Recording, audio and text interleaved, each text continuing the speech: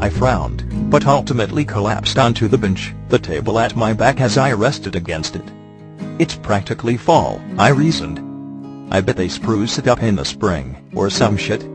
My efforts at consolation were flattened by the exhaustion of my voice, and the slump of my shoulders. Bella grimaced, taking her place at my side. I'm being all girly and sentimental, huh? She looked down at the dried vine, picking leaves from it. I simply shook my head in response, and tried to drown out the sounds of the music emanating from the house. Before us I could faintly hear the river at our back, lulling, and soothing like a lullaby, and fucking great. I scrubbed a palm over my face, but dropped my chin to my chest, figuring that I could just rest my eyes for a little bit.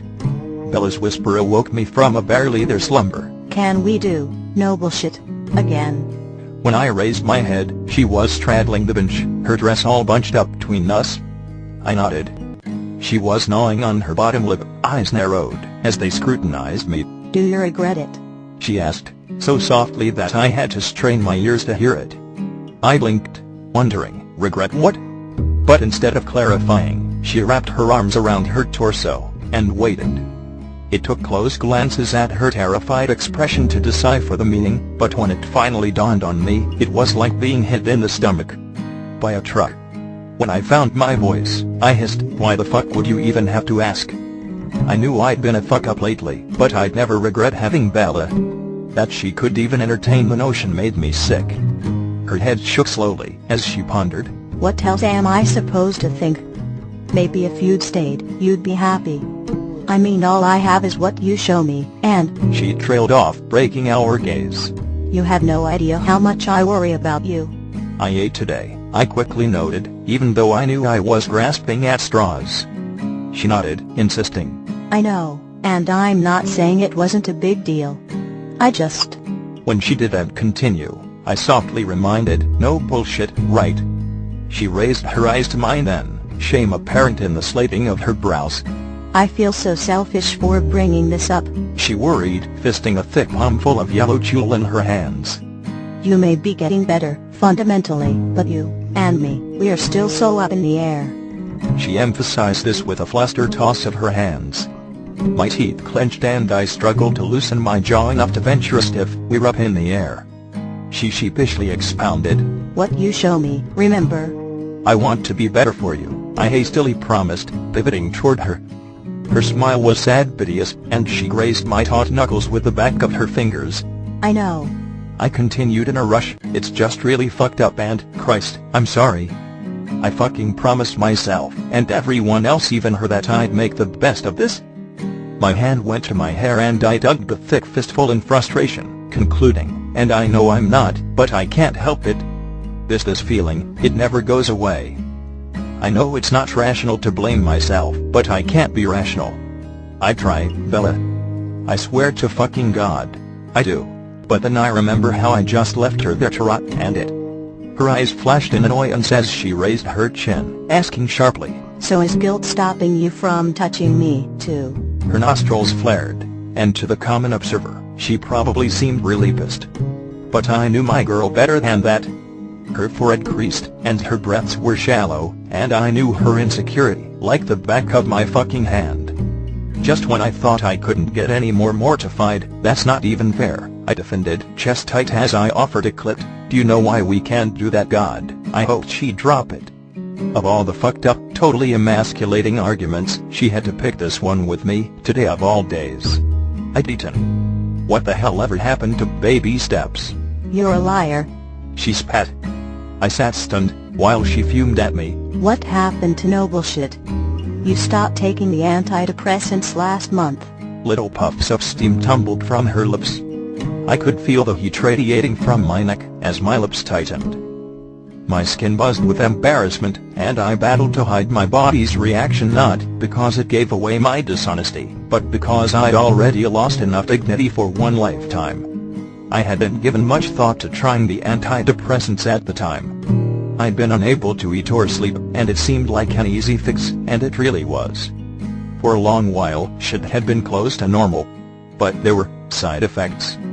It didn't really matter at first that the teenaged hormonal motherfucker was disturbingly MIA. The farthest thing from my mind at the time had been getting my dick hard. That sentiment had faded the same night Bella had tried to seduce me to no avail.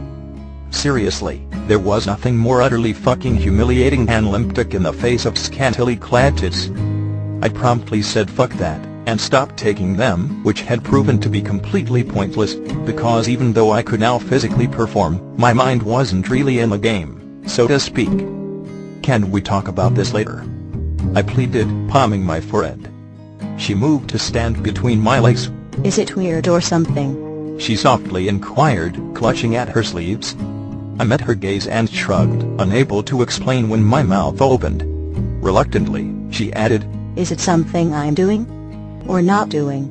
She batted the tears from her lashes, and even though she wasn't requesting anything, she sounded so much like she was begging me. I shook my head vehemently as I gazed up at her. No, I choked, barely a whisper. Then what? She cried, but before I could organize my thoughts and form a coherent explanation, her mouth met mine. Won't you try? She whispered against my lips, kissing me tentatively. I stiffened, mumbling, here? Why not? She asked, moving and shifting her dress as she straddled my lap. Her mouth was dominant against mine, forcing her tongue through the crease of my lips, and it was nice, but it was weird. As much as I wished there was some kind of definite time frame for when it'd start being okay to want something like this again, her weight in my lap, her tongue soft and hot against mine, there wasn't. As a result, it just felt so fucking inappropriate. It's freezing, I deadpanned, pulling away. Little tendrils of steam billowed between us and she sucked her lips into her mouth, eyes a dejected brown. Before she could get that same defeated, devastated expression as I seen that night a month prior, I grasped her hand and cautioned a glance toward the house as I pressed her palm to my crotch, gulping. I couldn't fucking believe I was doing this shit. Just rub it a little? I guided her hand, and we each looked down into my lap as she moved against me, as if we were both waiting for some audible bowing noise or some shit. And then there was suddenly all this anxiety and pressure, and more anxiety, and I literally had to do it, which made it impossible to do it, which kind of made me hate my dick a little, and I was pretty sure it was holding that against me, which made me wonder why I hadn't been a little nicer to my dick in the first place. I closed my eyes and tried to envision every single arousing image I'd ever known, chanting in my head, please, please, please get hard. Bella began sucking on my neck, her mouth hot and wet against my skin. She nibbled my earlobe and I nodded in approval, praising, yeah, I like that. Her tongue traced the shell of my ear, and I tried to imagine that lacy thing she'd come to bed in that night a month ago. She'd look so fucking good with her ass peeking out of that little nightgown thing, and the chest, my god, the chest. Her tits had been completely visible through the lace, all flushed, and soft and inviting and warm. I buried my face in between them in a weak attempt to humor her at the time, but looking back on it now, it had been pretty hot. Pretty motherfucking hot. Oh. She gasped into my neck, hands tilting and tightening around me. She pulled back to meet my gaze, but I pulled at her hoodie, peeking nervously toward the yard. Lemme see your tits, I requested lowly. She tugged the zipper down hastily, reaching for the back of the dress, and shifting to one side. She yanked, and pulled, and eventually tried to slip the shoulders down, and I could feel myself losing it. Fuck this piece of shit, I cursed, forcing my hands into her cleavage, and cupping her breasts. With a coaxing tug, I had them spilling out over the dress's top. I licked my lips as I felt their weight in my hand, eventually ducking my head to run my tongue across one rosy, pert nipple. Bella released a breathy moan in approval, and released my crotch, instead opting to rock herself against my very proud erection. She captured my lips and spoke between our smacking kisses. We don't really have to do this now, you know. I was just being impulsive and selfish. I released her lips and huffed a misty breath while wrestling with the button to my pants. It's hard now. Got to do something with it, I replied, mildly irritated. She winced, offering a soft and timid, sorry, as she lifted to accommodate my reach. I eventually worked myself free of something called a cummerbund, whose name was hopefully about to become very fucking fitting. I pulled myself from my pants and then began the task of diving into her dress's horrific amount of yellow tulle to find her panties. I was elbow deep in the shit, trying to sweep it all away as I cursed the frigidity of the air. She bit her lip and shifted her hips until my fingers touched soft place, opting to simply shove it to the side.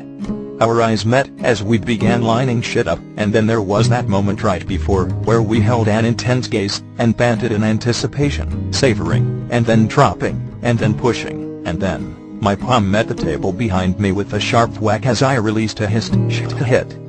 Our faces contorted at the same moment, brows pinched, noses all fucking wrinkled, teeth marking lips with satisfied indentations. Damn, 8 months was a long time. I pressed my fingertips into the wood, and just dropped my head back. She opened her mouth against my throat to suck on the skin there as she began lifting and dropping to her content. I watched errant clouds of breath escape my gaping mouth from my hooded vision, one hand exploring blindly beneath her skirt. Her rhythm was slow and entrancing, but after a moment, I lifted my head and groaned, "Faster!" Her eyes met mine, and she held my gaze as she sped, one of her hands fisting the lapel of my tuxedo jacket. "Faster!" I encouraged once more. She pulled me closer and panted against my lips as she drove herself into my lap over and over and over. I sucked in shallow, trembling breaths, eventually begging, "Faster! Fuck me!" At this, her plummets grew relentless. She assaulted my thighs with flat claps as our mouths and tongues began tingling around one another. Her whimpers were moist and warm against my lips, her thighs and fists both quivering. I ultimately grasped her face in my hands, and angled mine enough to fully explore her mouth. My climax came in a series of erratic pushes, and pathetically broken grunts. Clouds of mist swirled around us as we caught our breath. Arms were wrapped around waists and necks. Sloppy, wet kisses were pressed to cheeks and throats, and spilling cleavage, and thank God the teenage hormonal motherfucker hadn't disappeared. He'd probably just been taking a vacation, or something, because God knows we'd certainly worn him out before shit had gone downhill. Bella's laughter was airy and light, and made my lips curl up into a grin when she released me, and stood, skin a pleasant pink, despite the temperature. Okay, that definitely made the dress worth it, she conceded, collapsing beside me once again. I tucked her into my side once everything was put away, and we waited for Emmett's guests to begin filtering out of the house. Now, I wanted a shower and my bed, and maybe, given all the progress the day had brought, I could even catch a few hours of peaceful sleep. Did you start taking the antidepressants again? Bella ultimately broke the silence, nuzzling into my chest after I'd offered her my jacket. No. She glanced up at me, remarking, "So this is all you? The eating and everything else?" To which I nodded, a small flicker of pride warming my chest. She smiled. "I'm glad it's just you. Sometimes I wish I could do stuff without taking my meds, you know. It'd mean so much more." I quickly argued, the fact that you take shit to help you doesn't lessen what you've accomplished. I'm just different, I supposed, contemplative. My issues are self-imposed, I guess. It's just something I need to resolve in my own mind, at my own pace. Shit, I was so goddamn insightful. "So what did you resolve in your own mind today?" she asked, curious as she gazed up at me. "Something must have changed." I frowned. "I watched a tree falling," I said, which confused the hell out of her. When I didn't elaborate, she supplied a puzzled, "Okay." And then once again took stock of our surroundings. "I'm kind of bummed about this place. I hope you're right, and they fix it up again in the spring." Then, in a pensive tone, she added, "I've been wondering why they didn't get married out here. It could be so beautiful." She trailed off into a whimsical voice, sighing. "Oh, I asked Carlisle not to," I answered plainly, digging in my pocket for another stick of gum. She tossed me a confused glance. "Why?" I shrugged as I popped the gum into my mouth, explaining, "What if we wanted to get married out here later? Isn't that like bad wedding etiquette, to get married in the same place? Like seeing some other chick at a party wearing the same dress, or some shit?" Her head suddenly lurched from my shoulder, and she gaped at me with these huge, saucer-wide eyes. I quickly backtracked in an attempt to save my masculinity. I mean, not that I care or anything, but I figured you might be sentimental like that, which is true, right? You said so yourself earlier. She was still gaping at me, so I defended, and